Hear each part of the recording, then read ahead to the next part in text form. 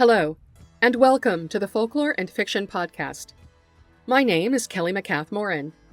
I'm a PhD candidate in the Folklore Department at Memorial University of Newfoundland, and I'm also a speculative fiction writer under the pseudonym C.S. MacCath. The Folklore and Fiction podcast and dispatch synthesize these passions with a focus on folklore scholarship aimed at storytellers. You'll find the Folklore and Fiction archive along with the rest of my work online at folkloreandfiction.com. Interested listeners will find a link to the current dispatch in the show notes, where a more comprehensive record of this episode can be found, including a bibliography and other references. This episode of the Folklore and Fiction podcast was first published as a newsletter in January 2019, 2 years before I began podcasting. I'm recording it as a supplement now so that new listeners and subscribers have an opportunity to engage with the material.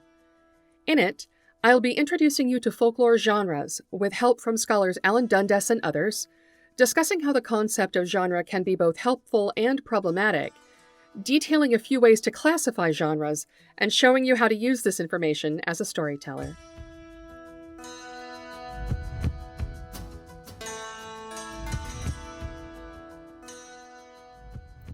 What is folklore? In 1846, British writer William Toms coined the word folklore in a letter written under the pseudonym Ambrose Merton to a literary magazine called The Athenaeum. Toms contributed little else to folkloristics, but because he gave the discipline its name, we remember him for it. Indeed, he would not have had it any other way. Alan Dundes writes that among other self-congratulatory gestures, he was given to jotting versions of the following quatrain on the backs of photographs and calling cards. Quote, "If you would fain know more of him whose photo here is, he coined the word folklore and started notes and queries." End quote.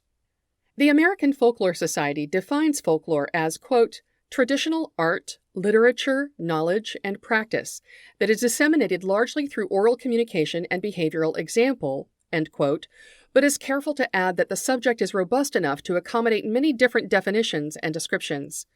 For example, when I tell people that I'm a PhD folklore student, many mention fairies, and I do confess a particular fondness for fairy and elf lore.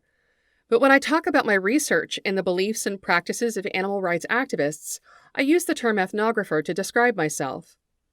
When one of my mentors teaches folklore, he includes the legend of Slender Man, which has its roots on the creepypasta website, while another includes the place of divination in the Russian political landscape.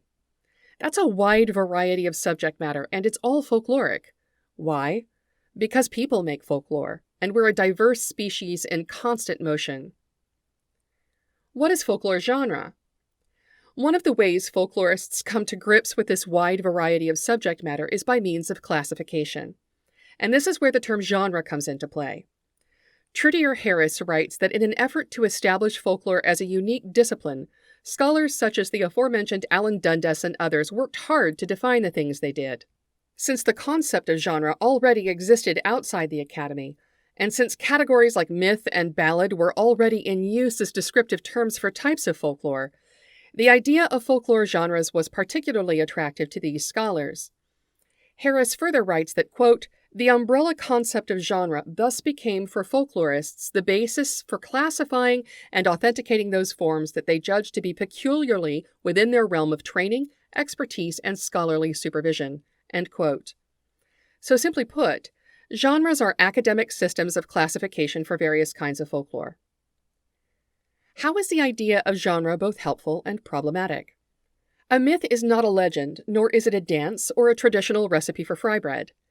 Folklore genres give us terms for these different elements of culture, belief, narrative, custom, foodways, and this helps us to examine and understand them independently of one another.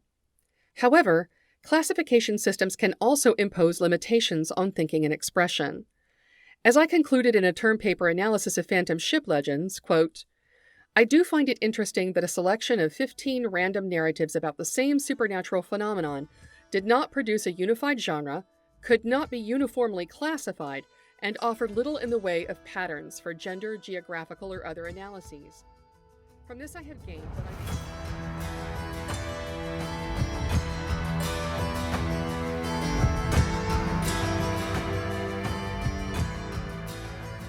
This episode of the Folklore and Fiction podcast is a preview, and you can listen to the full episode on the Folklore and Fiction website. Just click on the dispatch link in the show notes or go to folkloreandfiction.com and sign up for a free account.